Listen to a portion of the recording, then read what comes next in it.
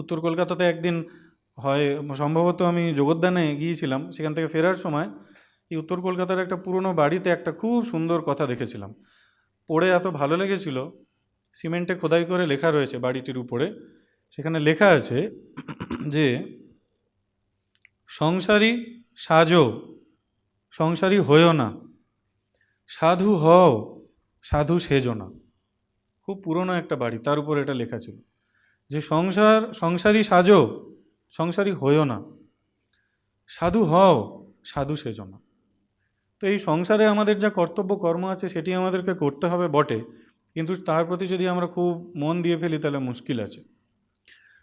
তো মোট কথা হচ্ছে এই যে যেহেতু আমি আমার হ্যাপিনেসের জন্য বাইরের জগতের উপরে নির্ভরশীল, সেই কারণে কিন্তু আমার জীবনের যত দুঃখ, যদি আমি কোনোভাবে এরকম একটি উপায় জানতে পারি যে আমি যখন ইচ্ছা আমার জীবনে যত ইচ্ছা আনন্দ উপভোগ করব, হ্যাপি লাইফ লিড করব, কিন্তু বাইরের জগতের কোনো ব্যক্তি বা বস্তু বা কোনো ঘটনা বা কোনো কিছুর উপরে আমার কোনো রকম ডিপেন্ডেন্স থাকবে না, তাহলে তার থেকে ভালো আর কিছু হতে পারে না।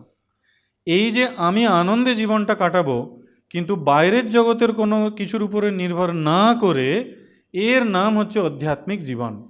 অধিআত্মিক, যা আত্মাকে কেন্দ্র করে ঘোরে যে জীবন, তাকে আধ্যাত্মিক জীবন বলে।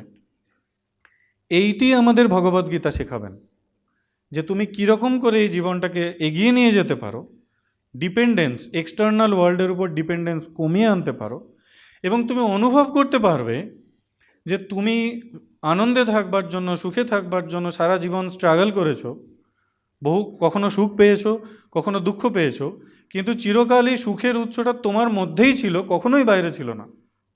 এটি আমাদেরকে ভগবদ্গীতা শেখাবেন।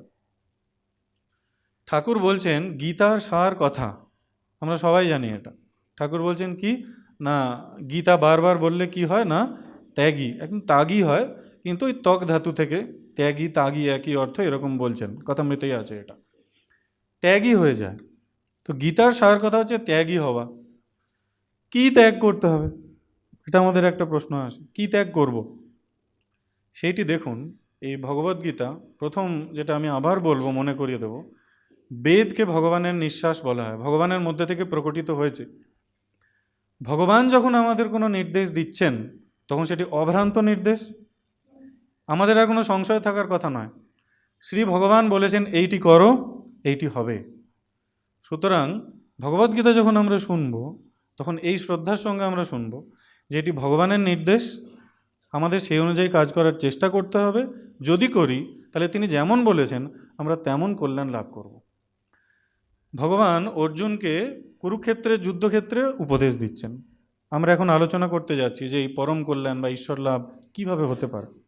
অনেক রকমভাবে ভগবান অর্জুনকে উদ্দেশ্য করে আমাদের সবাইকে ভগবান শিক্ষা দিয়েছেন। শুধু তো অর্জুনকে নয়, আমাদের সবাইকে শিক্ষা দিয়েছেন।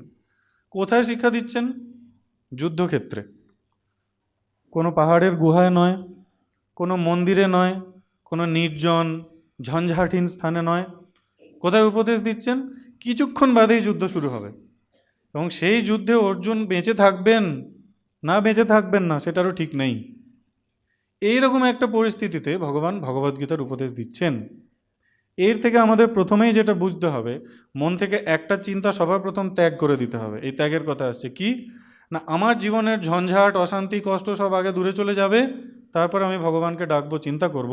এটি কখনোই হবে না। সমুদ্রে শান্ত কাল্লোলে স্নাতুম ইচ্ছতি দুর্মতি। সমুদ্র শান্ত হয়ে যাবে, স্নান করব, তারপর এই পাগলের চিন্তা ভাবনা, কখনো হবে না। যুদ্ধ করতে হবে সকলকে, জীবন একটা সংগ্রাম। সেই জন্যই ভগবান এখানে বলছেন কেমনভাবে, মা মানুস্মরা যুদ্ধচ, আমাকে স্মরণ করো, যুদ্ধ করো। দেখুন প্রথম অধ্যায়ের কি নাম? অর্জুন বিষাদ যোগ। বিষাদ কি করে যোগ হয়? বিষাদ তো ডিপ্রেশন, আমরা সবাই জানি। অর্জুন বলছেন আমি আত্মীয় স্বজনদের সঙ্গে যুদ্ধ করতে পারবো না, আমার হাত পা একদম কাঁপছে, গলা শুকিয়ে যাচ্ছে, বেপথুশ্চ শরীরে মে রোমহর্ষশ্চ জায়তে, হাত থেকে গান্ডীব ধনু পড়ে যাচ্ছে, গান্ডীবম সংস্রতে হস্তাৎ ত্বক চৈব পরিদহ্যতে, আমার গা হাত পা সব জ্বালা করছে। অর্জুনের মতো মহাবীর আমাদের মতো সাধারণ মানুষ নন, তিনি ভগবানের বিভূতি। ভগবান বিভূতি যোগে গিয়ে বলবেন পাণ্ডবানাম ধনঞ্জয়, আমি পাণ্ডবদের মধ্যে ধনঞ্জয়। সেই ব্যক্তির এরকম অবস্থা যে তিনি ধনুর্বাণ ধরে থাকতে পারছেন না, পড়ে যাচ্ছে হাত থেকে, এবং তিনি বসে পড়ছেন রথোপস্থ উপাবিশত, স্বর ধনু ত্যাগ করে বলছেন আমি যুদ্ধ করব না, বিষাদগ্রস্ত হয়ে পড়েছেন। তো বিষাদ আমাদের অনেকেরই জীবনে এসে উপস্থিত হয়।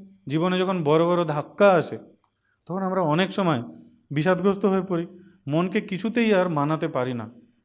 সবই তো বুঝলাম, বইও পড়লাম, উপদেশও শুনলাম, কিন্তু মনটাকে কিছুতেই বোঝাতে পারছি না, মনের ভিতরে কষ্ট হচ্ছে। আমাদের সাধারণ এই যে সমাজ, সেখানে যদি আমরা মানুষের সঙ্গে কথা বলতে চাই, এই কষ্ট আমাদের বহু মানুষেরই আছে। এখন কথা হচ্ছে এই কষ্ট আছে বলে বলে আমরা কতদিন কাটাবো? এ থেকে তো কোনো উপশম হবে না, আমাদের তো উপশম করতে হবে।